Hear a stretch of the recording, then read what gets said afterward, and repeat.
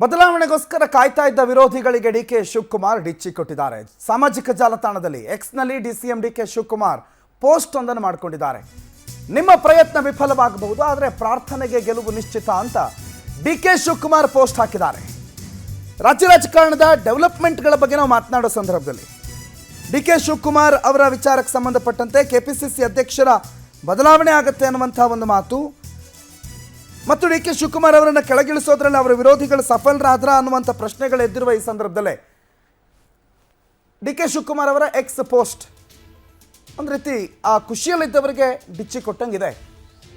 ನಮ್ಮ ಪ್ರಯತ್ನ ವಿಫಲ ಆಗಬಹುದು, ಆದರೆ ನಿಮ್ಮ ಪ್ರಾರ್ಥನೆ ಏನಿದೆ ಅದಕ್ಕೆ ಗೆಲುವು ನಿಶ್ಚಿತ ಅಂತ ಡಿಕೆ ಶಿವಕುಮಾರ್ ಪೋಸ್ಟ್ ಒಂದನ್ನು ಬರೆದುಕೊಂಡಿದ್ದಾರೆ. ಅದ್ರ ಜೊತೆಗೆ ಟಿ ನರಸೀಪುರದ ತ್ರಿವೇಣಿ ಸಂಗಮದ ಕುಂಭಮೇಳದ್ದು ಫೋಟೋ ಹಾಕ್ಕೊಂಡು ಕುಂಭಮೇಳದ ಬಗ್ಗೆ ಅವರು ಬರೆದಿದ್ದಾರೆ.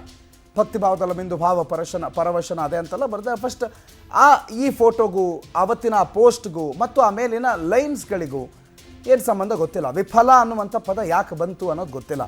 ಎಲ್ಲೋ ಈ ಪೋಸ್ಟ್ನಲ್ಲಿರುವ ವಿಫಲ ಅನ್ನೋ ಪದಕ್ಕೂ ಹೈಕಮಾಂಡಲ್ಲಿ ನಡೀತಾ ಇರುವಂಥ ಡೆವಲಪ್ಮೆಂಟ್ಗೂ ಎಲ್ಲ ಒಂದು ಸಂಬಂಧ ಇರಬಹುದಾ ಅನ್ನೋ ಪ್ರಶ್ನೆ ಅಂತೂ ಸಾಮಾನ್ಯವಾಗಿ ಎದ್ದಿದೆ.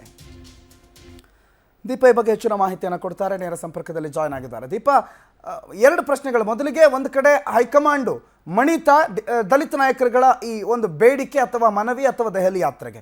ಎರಡನೇದಾಗಿ ಡಿ ಕೆ ಶಿವಕುಮಾರ್ ಅವರ ಪೋಸ್ಟು ಡಿ ಸಿ ಎಂ ಅಷ್ಟು ಫ್ರೀ ಅಲ್ಲ ಒಂದು ಸುಮ್ಮನೆ ಬರೆಯೋದಕ್ಕೆ. ಅವರ ಪೋಸ್ಟ್ನಲ್ಲಿ ಒಳಾರ್ಥಗಳು ಏನು, ರಾಜ್ಯ ರಾಜಕಾರಣದಲ್ಲಿ ಏನೇನು ಆಗ್ತಿದೆ ಅಂತ. ಪ್ರಣುತ್, ಮೊದಲನೇ ಪ್ರಶ್ನೆಗೆ ಉತ್ತರ ಏನಂದ್ರೆ, ಲೋಕಸಭಾ ಚುನಾವಣೆಯ ಬಳಿಕ ಸಾಮಾನ್ಯವಾಗಿ ರಾಜ್ಯದಲ್ಲಿ ಇರುವಂತಹ ಕೆಪಿಸಿಸಿ ಅಧ್ಯಕ್ಷ ಸ್ಥಾನ ಬದಲಾಗಬೇಕು ಅನ್ನುವಂತಹದ್ದು ಒಂದು ನೋಟ್ ಇರುತ್ತೆ. ಅಂದ್ರೆ ರೈಟಿಂಗ್ ಅಲ್ಲೇ ಅದನ್ನ ಬರ್ಕೊಟ್ಟಿದ್ರು ಅನ್ನುವಂತಹದ್ದು. ಹಾಗಾಗಿ ಬದಲಾವಣೆ ಮಾಡಲೇಬೇಕು ಅನ್ನುವಂತಹದ್ದು ಒತ್ತಾಯವನ್ನ ತದನಂತರದಲ್ಲಿ ದಲಿತ ಸಚಿವರುಗಳು, ಹಿಂದುಳಿದ ಸಚಿವರುಗಳು ಹಾಕಿದ್ದಂತಹದ್ದು. ಹಾಗಾಗಿ ಈಗ ಒಂದಿಷ್ಟು ಬದಲಾವಣೆ ಮಾಡಿದ್ರೆ, ಯಾಕಂದ್ರೆ ಒಬ್ಬರಿಗೆ ಒಂದೇ ಹುದ್ದೆ ಅನ್ನುವಂತಹ ನಿಟ್ಟಿನಲ್ಲಿ ಕಾಂಗ್ರೆಸ್ನಲ್ಲಿ ಒಂದು ನಿಯಮ ಇದೆ. ಡಿ ಕೆ ಶಿವಕುಮಾರ್ ಅವರ ಬಳಿ DCM ಹುದ್ದೆ ಇದೆ, ನೀರಾವರಿ ಇಲಾಖೆ ಇದೆ. ಈಗ ಮತ್ತೆ ಕೆಪಿಸಿಸಿ ಅಧ್ಯಕ್ಷ ಸ್ಥಾನ ಮೂರು ಹುದ್ದೆಗಳು ಸರಿ ಆಗೋದಿಲ್ಲ, ಅವರು ಪೂರ್ಣ ಪ್ರಮಾಣದಲ್ಲಿ ಯಾವ ಕಡೆಗೂ ಗಮನ ಹರಿಸೋದಿಕ್ಕೆ ಆಗೋದಿಲ್ಲ ಅನ್ನುವಂತಹದ್ದು ಸಚಿವರುಗಳ ಸ್ಪಷ್ಟನೆ. ಹಾಗಾಗಿ ಹುದ್ದೆಯನ್ನ ಚೇಂಜ್ ಮಾಡಬೇಕು, ಕೆಪಿಸಿಸಿ ಅಧ್ಯಕ್ಷ ಸ್ಥಾನವನ್ನ ಪೂರ್ಣ ಪ್ರಮಾಣದಲ್ಲಿ ಯಾರು ನಿಭಾಯಿಸ್ತಾರೋ, ಅಂದ್ರೆ ಸಂಪೂರ್ಣವಾಗಿ ಅದಕ್ಕೆ ಡೆಡಿಕೇಶನ್ ಇರುವಂತವರು, ನೇಮ್ ಆಫ್ ಫೇಮ್ ಇರುವಂತವ್ರಿಗೆ ಕೊಡಿ ಅನ್ನುವಂತಹದ್ದು ಆ ಸಚಿವರುಗಳ ಹೇಳಿಕೆ ಹಾಗೂ ಸ್ಪಷ್ಟನೆ.